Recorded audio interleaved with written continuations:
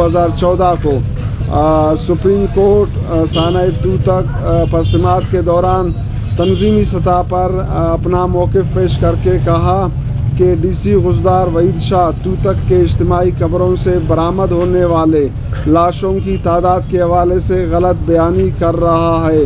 میں نے supreme court میں ڈی سی کے بیان کے اخباری کٹنگ بھی جمع کیے، جہاں پر سانحہ توتک کے حوالے سے پہلی دن جو اس نے صحافیوں کو بریفنگ دیتے ہوئے کہا تھا کہ توتک کے اجتماعی قبروں سے 25 لاشیں نکالی گئی ہے اور کھدائی جاری ہے، وہاں موجود دیگر لاشوں کو بھی نکالا جائے گا۔ میں نے سپریم کورٹ کو یہ بھی بتایا کہ اگلے دن سانحہ توتک کے حوالے سے صحافیوں کو پریس بریفنگ کے دوران ڈی سی غزدار اپنے پہلی اسٹیٹمنٹ سے مکر گیا اور کہا کہ توتک سے صرف 13 مسخ شدہ لاشیں ملی ہیں۔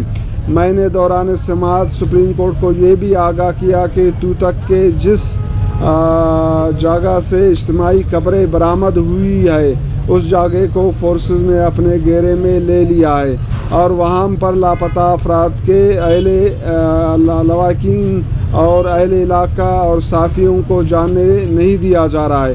اس لیے ہمیں خدشہ ہے کہ توتک سے برآمد ہونے والے لاشوں کی اصل تعداد اور سانحہ توتک کے اصل حقائق کو عوام اور میڈیا سے چھپایا جا رہا ہے۔ اس پر سپریم کورٹ کے چیف جسٹس تصدق حسن جیلانی نے اعتراض لاحق ہو سکتے تھے۔ جسٹس نور محمد مسکانزی کی سربراہی میں بننے والے جوڈیشل کمیشن نے بعد میں اپنی رپورٹ جاری کرتے ہوئے کہا کہ متاثرہ جگہ سے 300 کے قریب گولیوں کے خول ملے ہیں جن کے ذریعے مقتولین کو قتل کر دیا گیا تھا۔ جو لاشیں وہاں سے اٹھائی گئی ان پہ جو چونا ڈال دیا گیا تھا تاکہ ان کی شناخت نہ ہو سکے۔ کمیشن نے اپنے رپورٹ میں یہ بھی کہا کہ سانحہ توتک کے تانے بانے شفیق مینگل سے ملتے ہیں کیونکہ اس ایریا میں شفیق مینگل کے مسلح کیمپس موجود ہونے کے حوالے سے ٹھوس شواہد ملے ہیں۔ کمیشن نے اپنے رپورٹ میں سفارش کی کہ سانحہ توتک میں شفیق مینگل کو شامل تفتیش کیا جائے۔ اس رپورٹ کے آنے کے بعد شفیق مینگل کچھ عرصے کے لیے روپوش ہوئے۔ اکثر لوگوں کا کہنا تھا کہ اس دوران شفیق مینگل افغانستان چلا گیا تھا۔ اس دوران شفیق مینگل نے کچھ بیانات بھی جاری کیے اور انہوں نے کہا کہ اگر انہیں شامل تفتیش کیا گیا اور انہیں تنگ کیا گیا تو وہ سانحہ توتک میں ملوث اصل کرداروں کو بے نقاب کرے گا۔ اس کے کہنے کا مقصد یہ تھا کہ سانحہ توتک میں ملوث اصل کردار ریاستی ادارے ہے۔ اس کے ان بیانات کے آنے کے بعد صوبہ حکومت نے نہ شفیق مینگل کو شامل تفتیش کیا اور نہ ہی ان کے خلاف قانونی کارروائی کی۔ شفیق مینگل کے حوالے سے بلوچ سیاسی پارٹیوں کا کہنا ہے کہ بلوچستان میں ڈیتھ اسکواڈ کے جتنے بھی گروہ سرگرم عمل ہے ان سب کی سربراہی کر رہا ہے اور ان گروہوں کو ریاستی اداروں کی بھرپور تعاون حاصل ہے اور یہ گروہ بلوچ سیاسی کارکنوں کو جبری لاپتہ کرنے اور انہیں ٹارگٹ کلنگ کے ذریعے قتل کرنے میں ریاستی اداروں کی معاونت بھی کرتے ہیں۔ معزز صحافی حضرات، اب آتے ہیں کہ توتک کے اجتماعی قبروں سے برآمد ہونے والے لاشوں کی اصل تعداد کتنی ہے۔ حکومت کے مطابق توتک میں اجتماعی قبروں کی تعداد 4 ہے۔ ان کا کہنا ہے کہ پہلے دن اجتماعی قبروں سے 11 لاشیں ملی اور دوسرے دن 2 لاشیں ملی اور 30 مارچ 2014 کو توتک سے مزید 4 لاشیں ملی۔ یعنی حکومت کا کہنا ہے کہ توتک کے اجتماعی قبروں سے ٹوٹل 17 لاشیں ملی ہے۔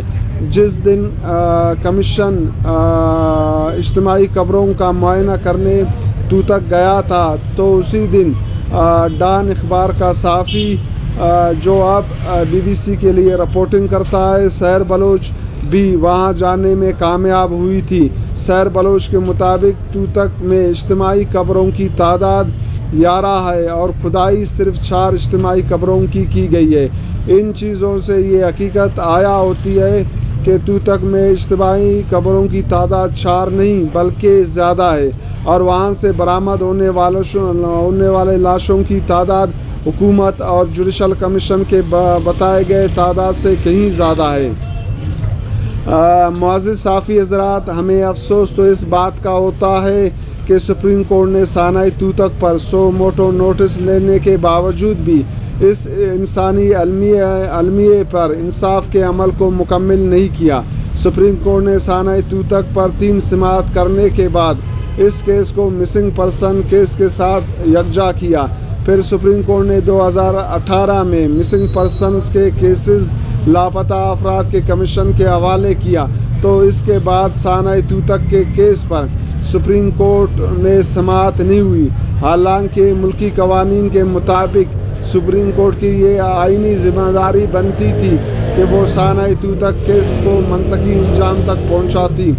اس لیے ہم یہ سمجھتے ہیں کہ ملکی قوانین کے مطابق اب یہ موجودہ چیف جسٹس کی ذمہ داری بنتی ہے کہ وہ سانحۂ توتک کیس پر دوبارہ سماعت شروع کرے اور توتک سے اجتماعی قبروں سے برآمد شدہ لاشوں کا DNA ٹیسٹ اور پوسٹ مارٹم رپورٹ صوبائی حکومت سے طلب کرے، مقتولین اور ان کے قاتلوں کی شناخت کو یقینی بنائے، سانحۂ توتک کے اصل حقائق کو سامنے لائے اور اس واقعے کے اصل مجرمان کو انصاف کے کٹہرے میں لانے کے لیے اپنا کردار ادا کر کے انصاف کے تقاضے پورے کرے۔ شکریہ۔